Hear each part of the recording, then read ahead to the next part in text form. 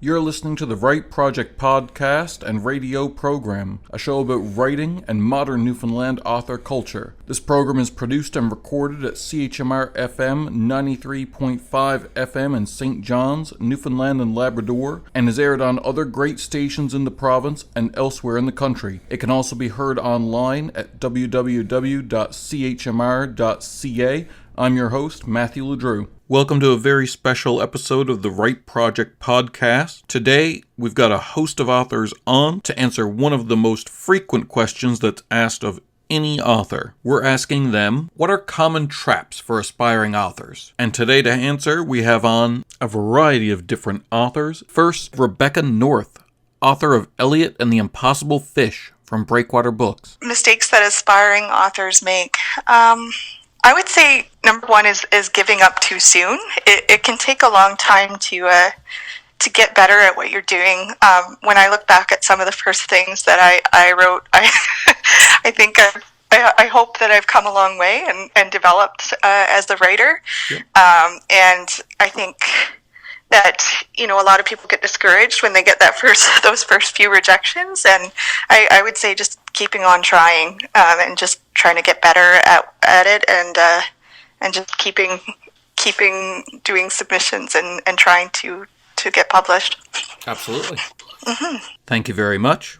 Next on the line, we have Tyon Collective author Susan MacDonald. Susan, what, in your experience, are common traps or pitfalls that young or aspiring writers fall into? Well, I suppose there's a few, and I have read, some beginner writers, and I have read a lot of my stuff that was beginning. I guess one of the pitfalls is looking at your stuff and thinking, this is really good. Yeah. And in fact, it's a piece of crap. Yeah. And then so you give it to somebody else and you say, read this, and then you're waiting for the big pat on the back and somebody saying, oh, that was so excellent. And they come back and their eyes are crossed and they're going, this needs some work. And you're thinking, what? Mm. And then, of course, if you give it enough space and you continue to grow and evolve as a writer, then when you go back and look at your stuff that you wrote originally, you just cringe that anybody else in the world ever saw that combination of words because it's so awful. Yep. So I think probably I do know some writers that are so exquisite that they probably have never put two words in the sentence wrong, but many of us start off that way. I think I'm just trying to think of some other pitfalls. I think one of the pitfalls is doing too many writing courses. Really? Yep. I think I think a couple of writing courses, maybe one or two workshops is good, but that you have to stop it at some point because if you don't, you start writing like everybody else and you lose your individuality. And I think so. Learn some skills, learn some stuff about plot and language. And follow some of the instructions that say read voraciously because that helps you be a better writer. Yeah. But at some point, let it all go and just sit down and write. I was at I won't name the person, but I was at when you said read voraciously, it lodged this clear. I was at a multi-author event some years ago now, and we were going through, and one of the questions that the MC asked was, what are you reading right now? And I was prepared to buy each other author's book to help support them and stuff like that and get a sense of what they were doing, and each one of us answered what we were reading right now, and the last one in line said, honestly, I haven't read anything in years. I really don't have time to read anymore, and I was like, oh no, we're done. I'm not buying yours. Yeah. No, I do not trust a writer that doesn't read. Yeah.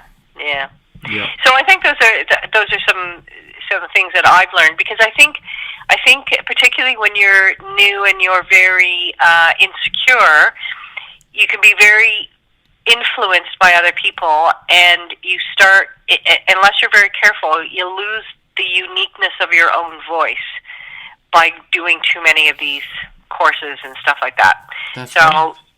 I think you need to trust, because it's always the unique voice that makes the big splash, isn't it? It isn't the stuff that comes out that sounds like everything else that people pay attention to. That's fair. So, that's very interesting. That's unique advice for this show. I like it. I like it a lot. Okay. Excellent. Thank you very much. Next on the line, we have Brad Dunn, author of After Dark Vapors. What are common traps for aspiring authors or writers? Oh man, so many. I think like I just said, like getting too bogged down with the numbers was one big lesson that I learned. I think if you were like me when you just first started and you have no idea what you're doing, the big hurdle is just to get started. Yeah. For me, where I come from an academic background, I wrote my master's thesis before I got into novel writing and stuff. There's such a temptation to bury yourself in research. Yeah. And especially if what you're writing about has any kind of real world correlation. Yeah. And the temptation is well, I'm going to research this, I'm going to research this, and then the rabbit hole never ends. There's no end to the research you can do on some of these topics, right? And so you need to just start writing and not feel like you need to give yourself permission in terms of how equipped you are to start. Yeah. I remember number one, there's the research, but also I got really bogged down with thinking I have to read all these classic great novels before I'm allowed to write. I have to read Dickens, I have to read Hemingway, I have to read Joyce. Which is an interesting fallacy, because by definition, Dickens didn't read Dickens. Exactly. He wrote Dickens without having read it, so why can't you? And I mean, now it's you have access to so many extraordinary writers now, and Dickens, it was he didn't have translations of any of his European compatriots. I mean, I don't know if he was influenced by any French writers, or if French writers are influenced by him, or but it's now we have the complete translations of everything, of Kafka and Dostoevsky, and it goes on in South America, and now there's Africa, and it's coming everywhere, and it can be very overwhelming, and if you're in any way reticent and feel like you're not ready, that can just be overwhelming. So definitely the trap is feeling like you're not ready to start, whereas there's never going to be a point where, and then even then it's well, I've written my first novel, and now I'm drafting my second, but I'm trying not to write the same book again. Yeah. So I mean, the process is still totally new. Is it a direct sequel, or is it a different thing? Totally different story, different characters, and I just feel like a virgin all over again, because on the one hand you learn a lot of great lessons, but it's still a new story, still new things to research, still a new style you have to develop. So what was your master's in?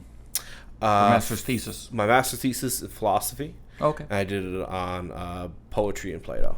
Nice. Yeah. Cool. I'll have to read that. Here at MUN, too. Yeah, great. Thank you very much.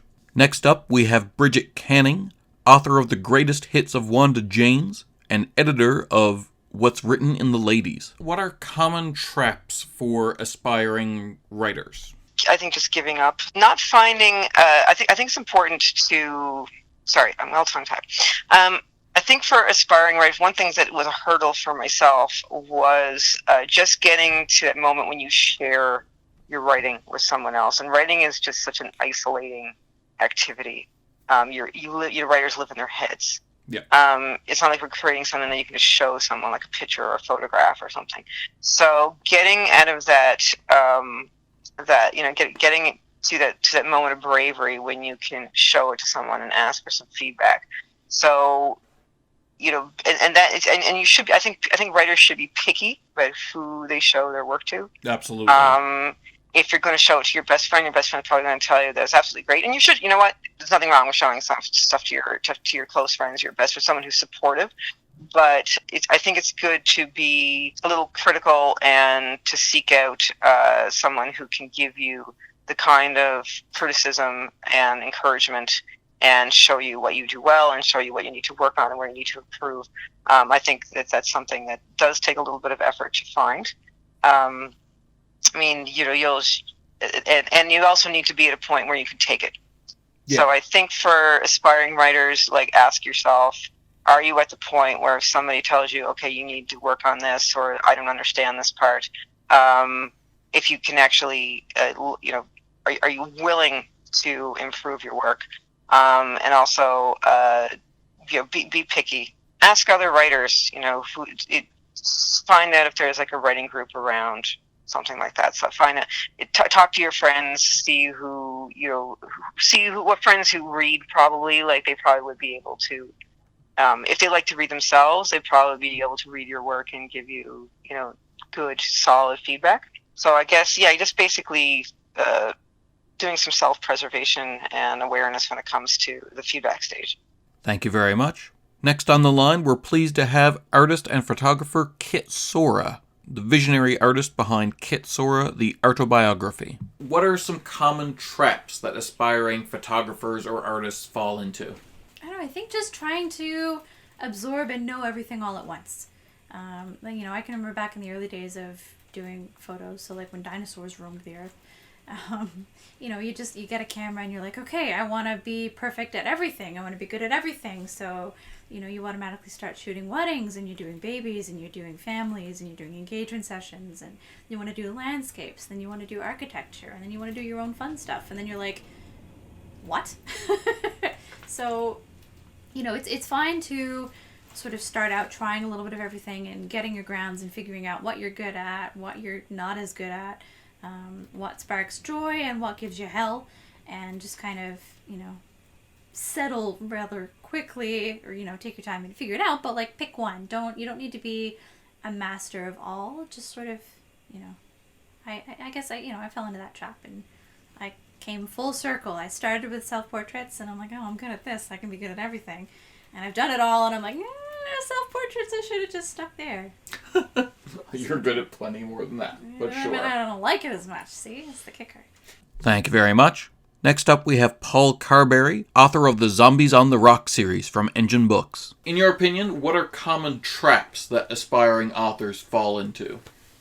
Just trying to do everything by yourself, editing by yourself. You can't see your own mistakes. Yeah. So that's a big mistake. Just getting your work in someone else's hands is like paramount to like success. Because if you see it, you wrote it, so the only mistakes you see are the obvious ones, like when you put the with 3 E's, like because you were half asleep when you were writing, you catch those. Yeah. But you don't catch the wrong word spelt right in the wrong situation. Yeah. Like bear and bear, like your bare arm or the animal bear. Yeah. You could spell it right, but it may not be used right. Yeah, and your eyes just glance over it because it's a homonym. Exactly. Yeah. So, or as Aaron could tell you, there, and there. There, and there. That's Aaron Vance. Problem. Yeah. That's my problem. Yeah. And you're one of the rare authors that will admit to that, because you're a very great storytelling, but from a grammar point of view, you admit that it's weak, and you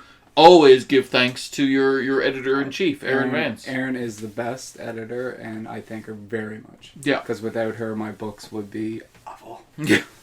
No, there would still be good reads, but they would be harder reads, for sure. Exactly. Yeah. Thank you very much. Next up, we have Aaron Vance, editor-in-chief of Engine Books and the editor of the From the Rock anthology series. What are common traps that aspiring authors fall into? Oh, gosh. Everyone does different things, though. Like, I think the big thing for a lot of people is dialogue. They don't know how to write realistic dialogue, and so they think people have to talk like they do on TV. Yeah. But that's not usually how it works. Yeah. So I think that's one trap. Or they try to make, especially young aspiring writers, are trying to make them sound more adult than they are. Yeah. People stutter a lot. People stammer a lot and have, like, cut off sentences, and I find dialogue is something, as an editor, I'm always watching. Yeah. Making sure it sounds real. And I can hear a voice in my head. Yeah. Yeah. Definitely. Thank you very much.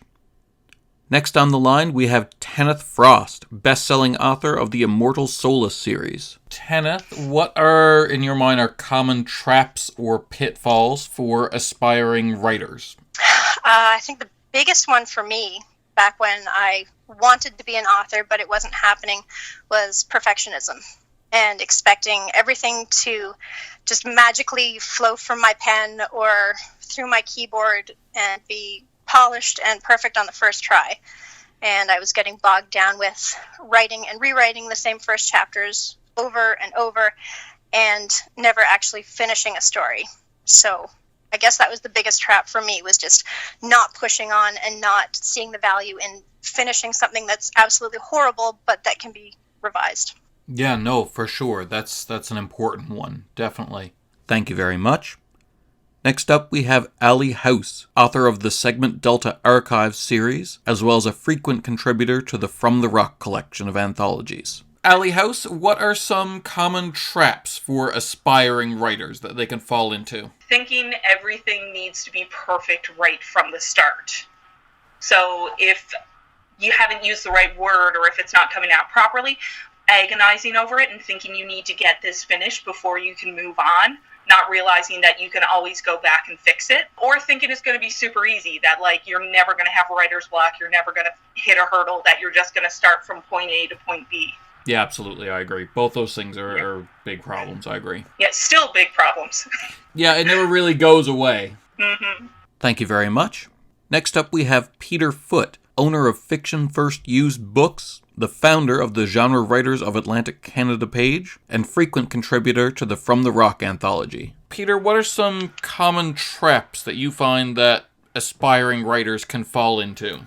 Well, speaking from personal experience, I used to, some of my first stuff, which would have been like late 90s when I would have been in my 20s, was very cliche with the trick ending, or would have been something like from, The Outer Limits, or not that I have anything against The Outer Limits or The Twilight Zone. I love them, and there is a place for them, but I think the twist ending, or, it was just a dream, that sort of thing that has been done, it can be done well, but it has been even done well so many times that it's an easy pitfall for a new writer to fall into. Yeah, that's fair. I haven't gotten that answer yet, but that is very fair, actually. Yeah. Thank you very much. Next up, we have Ellen Curtis, who serves on the Wannell board and is the author of the Infinity series from Engine Books, as well as the editor of the From the Rock anthology. To your mind, what are common traps for aspiring authors? I think a lot of people, maybe who are growing up doing like language arts classes, or who are known as the writers in their family. A lot of times when you're young, you get told that you're a good writer, and you fall into the trap of thinking that because you're a good writer, it doesn't need to be work. And it is work. You have to work to make your craft excellent. So I think sometimes aspiring writers start realizing how much work it can be to put out a finished product, and are scared off by the fact that it's suddenly hard for them. Yeah, that's true. And on the same sort of topic, when it comes to like high school language arts classes and stuff like that, I find that it can be very daunting for a young author to be, say, at the top of their class in English, like the only one in their class who's really interested in English and the only one who's interested in writing novels. But then they go to university or college or just out into the world, even to another writing class, another writing class, and suddenly they're not special. Suddenly the only people in the room are people that like writing and want to write novels, kind of thing. And it's like, if you come to identify yourself based on that thing. I think it can be hard for a lot of people to have that realization, and I think it is the make or break point for a lot of writers, or just even a lot of storytellers, where they decide, okay, this is my passion and this is what I'm going to follow, or this is just going to be my hobby. And I think more often than not, it's probably for the best that people make that decision at that point, because whichever way, because writing is a great hobby, but it's a really hard profession. Thank you very much. Next on the line we have Gareth Mitton, contributor to About Face and Dystopia from the Rock. what are some common traps in your mind for aspiring writers? What's a common trap that a lot of new writers fall into, to your mind? I don't know about a lot of writers. I can only speak from my own experience.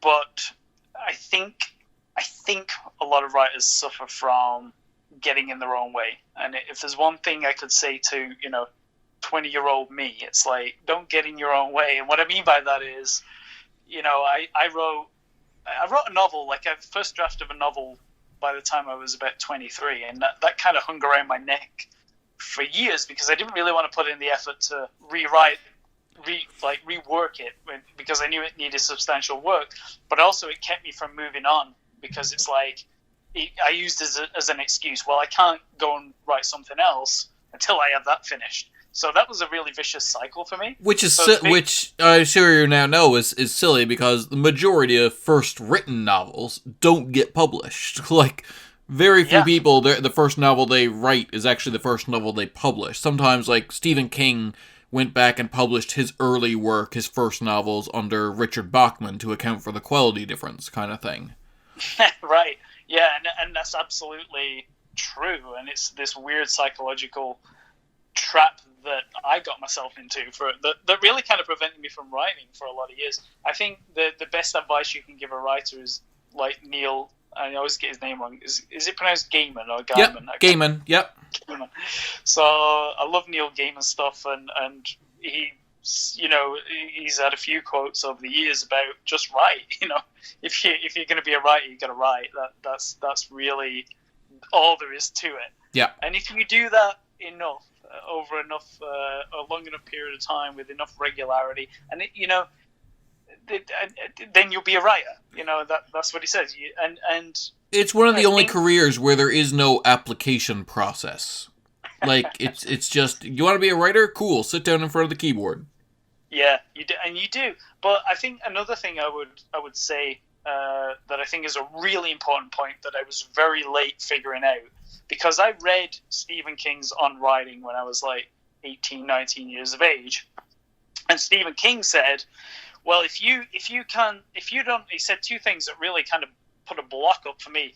One was, if you don't have time to read, you don't have time to write. And I've never been what I would consider a prolific reader. I have spurts of reading, and I also enjoy watching a lot of movies and playing video games and doing all kinds of other stuff, creating stuff.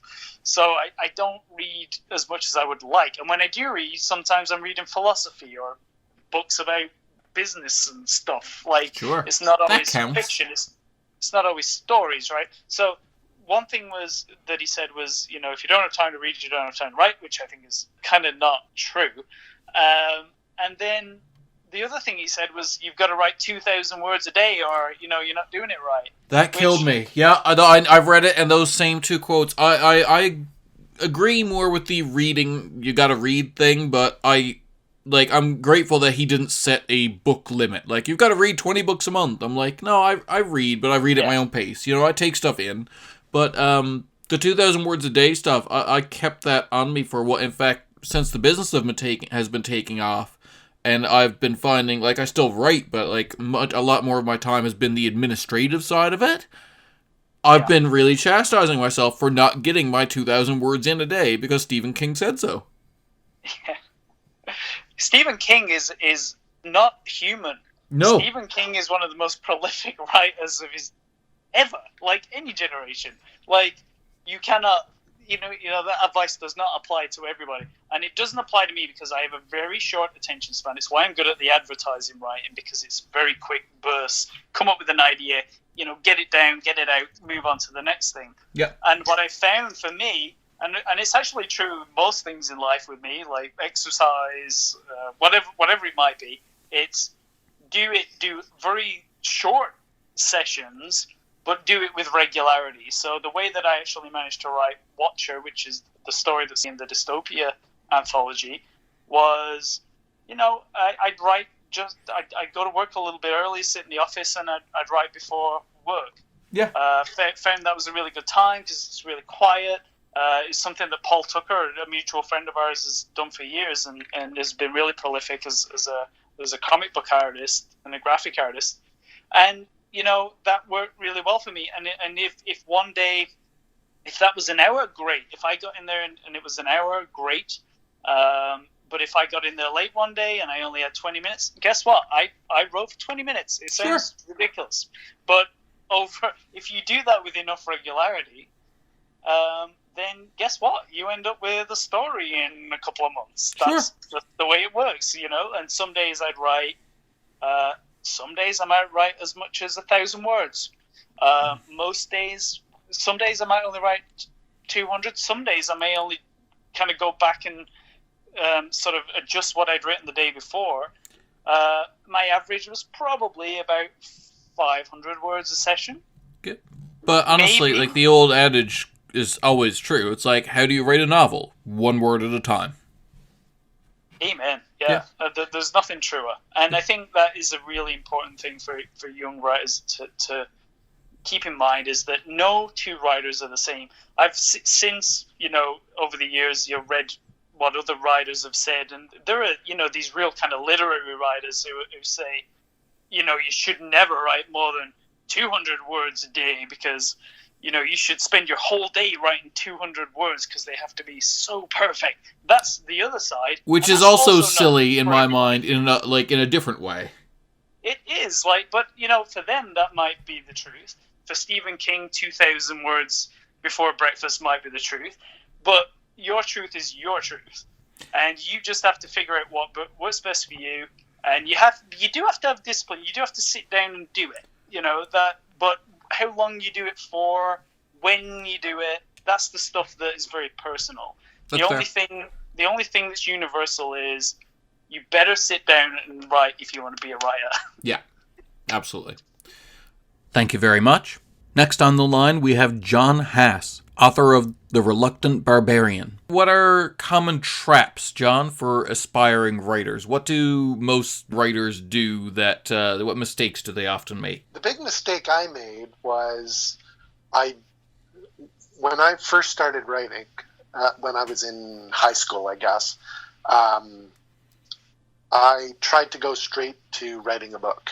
I wanted to skip learning how to write and just go straight to the novels. And I wasted time writing something that was horrible, and went back to short stories where I could learn how to write for real before moving on to novels again. Interesting. Cool. Yeah. Good advice. Yeah, good. Thank you very much. Next on the line, we have independent author Jeff Kellen. Jeff Kellen, what are some common traps or pitfalls for aspiring writers? On topic there is, first of all, is to choose whether you're going traditional or self-published or independently published route is to be decided.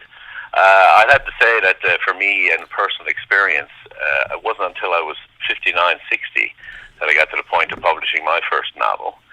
So I have to say that for me, the decision had a lot to do with my age. If I was 20, I'd probably have a little bit more time to wait and see if manuscripts were accepted here or there for traditional publishing route. But I believed I had a good book, and I thought I'd like to get it out there, get my name out there quickly, and get on to the next one.